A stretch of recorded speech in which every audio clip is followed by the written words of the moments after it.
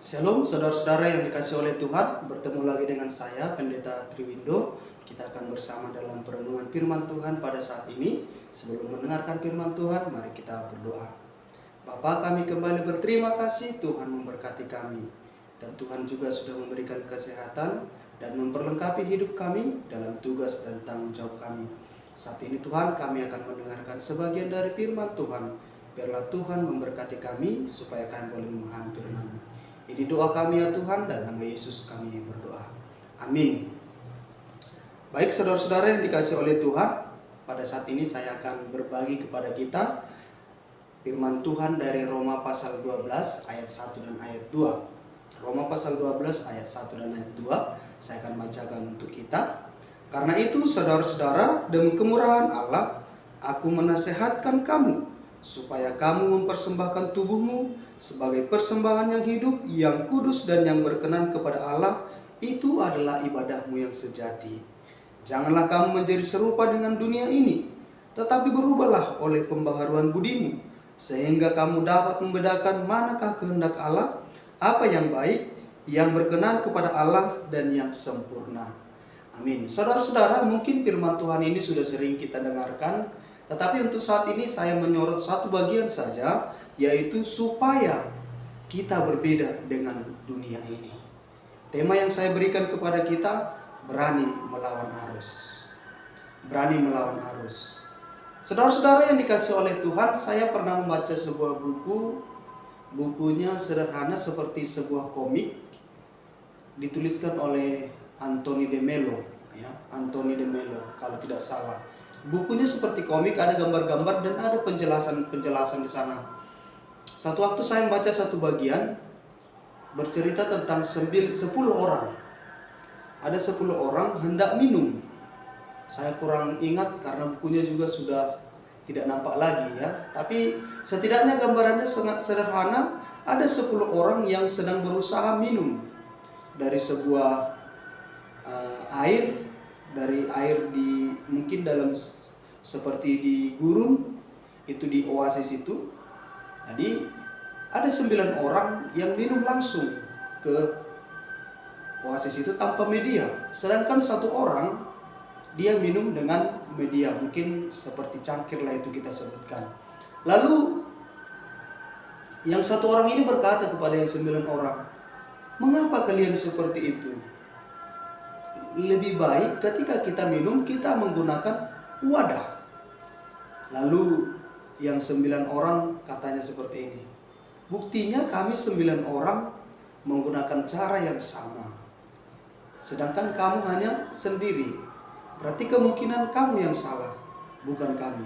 Jadi kira-kira seperti itulah gambaran yang saya baca. Lalu saya menarik sebuah kesimpulan dari sana bahwa ternyata kita di dunia ini sering kalah hanya karena persoalan jumlah. Kebenaran sering kalah hanya karena persoalan kuantitas, jumlah. Karena itu saudara-saudara, dari firman Tuhan pada hari ini juga kita belajar. Mengapa Rasul Paulus mengajak jemaat yang ada di Roma supaya tidak serupa dengan dunia ini, berbeda arus. Kita diajak supaya kita berani berbeda dengan yang umum, berbeda dengan orang-orang yang mungkin lebih banyak dari kita.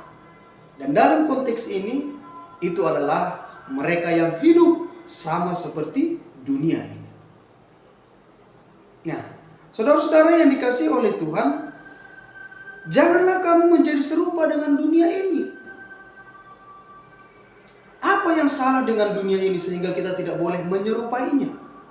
Apa yang tidak benar dengan dunia ini sehingga kita diajak jangan samakan diri dengan dunia ini, melainkan berbeda dengan dunia ini? Tentu berarti ada yang tidak pas dengan dunia ini, ada yang bermasalah dengan dunia ini. Mungkin banyak para penafsir mengatakan bahwa dunia ini dikesankan jahat.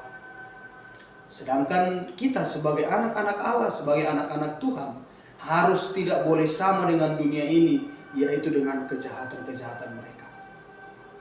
Namun dalam konteks surat Roma sebenarnya bukan hanya persoalan orang yang jahat, Bukan hanya persoalan orang yang berbuat kriminal, berbuat tindakan-tindakan yang kita anggap dari kasat mata itu sudah salah. Bukan hanya itu. Tetapi ada sesuatu yang secara kasat mata dia mungkin bukan sesuatu yang salah, tetapi sebenarnya salah. Yaitu cara beribadah. Tentu ayat 2 ini berhubungan dengan ayat pertama.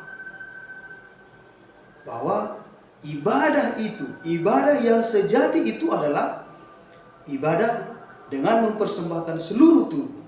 Memberikan seluruh tubuh kita ini untuk kemuliaan Tuhan. Segala sesuatu yang kita perbuat, segala sesuatu yang kita kerjakan dipersembahkan untuk Tuhan. Jadi ibadah-ibadah yang hanya bersifat formal, menghadiri ke gereja, kebaktian-kebaktian lain, tetapi tidak disertai dengan perbuatan-perbuatan yang menunjukkan bahwa kita adalah orang yang beribadah, sesungguhnya kita adalah orang munafik. Di satu sisi orang melihat kita dengan pakaian kebesaran kita. Orang melihat kita bahwa kita adalah orang yang beriman. Dengan kerajinan kita ke gereja, kerajinan kita menghadiri persekutuan-persekutuan, tetapi tidak berdampak dalam kehidupan sehari-hari. Ini sama dengan konteks surat Roma. Paulus mengkritik para pembacanya di sana, para pendengarnya di sana yang hidup beragama secara simbol. Bahwa keselamatan itu dilakukan, diperoleh dengan melakukan hukum Taurat. Bahkan itu boleh dikatakan hanya sekedar simbol. Ketika dia sudah bersunat, maka dia akan diselamatkan. Ini kan agama berdasarkan simbol-simbol. Bukan agama yang benar-benar jatuh ke dalam kehidupan sehari-hari manusia. Jadi yang dikehendaki oleh Rasul Paulus adalah bagaimana seharusnya kita tidak hanya hidup dalam ibadah-ibadah yang formal. Ibadah-ibadah yang kita ikuti seperti biasa. Tetapi harusnya kehidupan beribadah kita itu terlihat dari tingkah laku kita setiap hari. Jadi berani melawan arus. Kenapa saya katakan berani melawan arus? Karena mayoritas kehidupan beragama kita sekarang adalah orang yang hidup di dalam rutinitas. Hidup di dalam ibadah-ibadah yang formal. Hidup di dalam kegiatan-kegiatan keagamaan yang formal. Tetapi tidak berdampak di dalam kehidupan sehari-hari. Jadi di satu sisi boleh menunjukkan ibadah yang formal.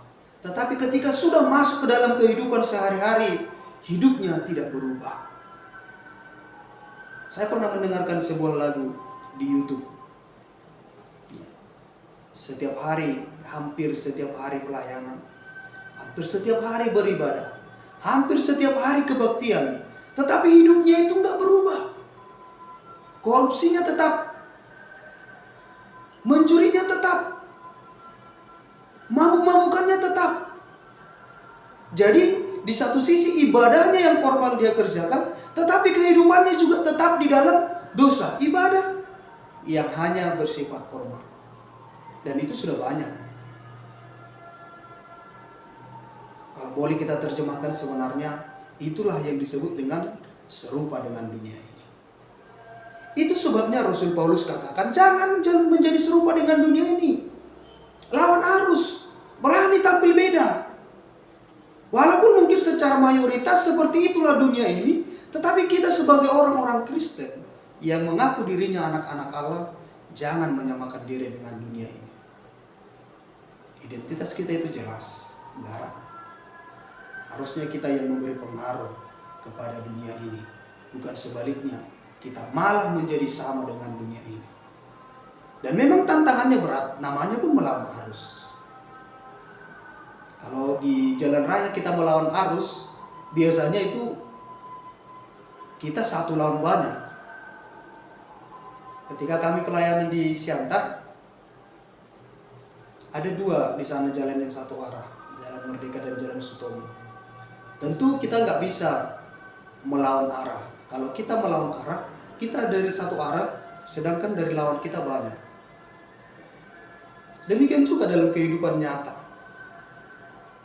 Dalam kehidupan di perkantoran misalnya, kalau 9 orang korupsi, 1 orang tidak korupsi, memang berat yang 1 orang. Seolah-olah nanti yang 1 ini yang salah. Kenapa? Karena dari segi kuantitas kalah jumlah. Tetapi itulah yang diharapkan dari kita, supaya kita berbeda dengan dunia ini. Jangan sama dengan dunia ini. Jadi, apa yang disampaikan oleh Rasul Paulus kepada jemaat yang ada di Roma mau mengajak kita supaya kita berubah. Tinggalkan dalam arti jangan hanya lagi kita beribadah secara formal, tetapi harus ada dampaknya dalam kehidupan kita setiap hari. Jangan ketika di gereja kita berbicara tentang kasih, menolong, memperhatikan, tetapi ketika sudah masuk ke dalam kehidupan nyata, itu tidak pernah kita terapkan. Itu tidak pernah kita kerjakan. Ini yang diajak dari kita, supaya kita mau berubah. Bahasa yang dipergunakan di sini mirip dengan metamorfosis. Ya, dari telur, ulat kepompong dan menjadi kupu-kupu. Artinya dari bentuk yang mungkin menjijikkan, bentuk yang mungkin tidak disukai, menjadi bentuk yang indah, bentuk yang disukai oleh orang. Dari yang sama dengan dunia ini menjadi tidak sama dengan dunia ini. Kalau dunia mau tetap di dalam kemunafikannya, ibadah tetapi tidak berdampak dalam kehidupannya sehari-hari, dunia lah itu. Tetapi kita sebagai orang Kristen diharapkan supaya kita tidak menjadi sama dengan dunia ini. Supaya kita berani tampil berbeda dengan dunia ini, sekalipun tantangannya besar. Karena untuk itulah kita hadir di dunia ini. Untuk memberi pengaruh bagi dunia ini. Untuk tidak menjadi serupa dengan dunia ini. Semoga firman Tuhan ini menolong kita, supaya kita tidak serupa dengan dunia ini, tetapi berbeda dengan dunia ini. Hidup di dalam ibadah, bukan hanya ibadah formal, tetapi juga di dalam kehidupan sehari-hari. Hidup bukan hanya ritual, bernyanyi, mendengarkan firman Tuhan, memberikan persembahan, lalu mendapatkan berkat, pulang ibadah, lalu masuk kepada kehidupan nyata, kembali lagi. Itu kan kita 2 rupa. Tetapi yang diharapkan dari kita, kehidupan kita yang di gereja, kehidupan kita di tempat ibadah, harus sampai kepada kehidupan nyata. Jadi saya tidak pernah menyetujui istilah masalah-masalah yang ada di keluarga, masalah-masalah yang terjadi di luar, jangan dibawa ke gereja. Itu tidak benar. Justru seharusnya apa yang sudah kita dapatkan di gereja, firman Tuhan yang sudah kita dengarkan di gereja, ketika kita menjadi orang yang baik di gereja, kita bawa itu kepada kehidupan nyata. Maka ibadah itu bukan lagi hanya ibadah yang bersifat rutinitas, tetapi ibadah itu sungguh-sungguh hidup di dalam kehidupan kita. Firman Tuhan menolong kita. Amin. Tuhan memberkati. Mari kita berdoa. Tuhan, terima kasih untuk berkat-Mu. Dari firman-Mu pada hari ini, kami belajar supaya kami boleh hidup di dalam ibadah yang sejati. Kami berani melawan dunia ini yang mungkin hidup di dalam kemunafikan, hidup di dalam ibadah-ibadah yang formal, tetapi tidak berdampak dalam kehidupan sehari-hari. Tolonglah kami Tuhan, agar kami mampu berbeda dengan dunia ini. Dalam nama Yesus kami berdoa. Amin.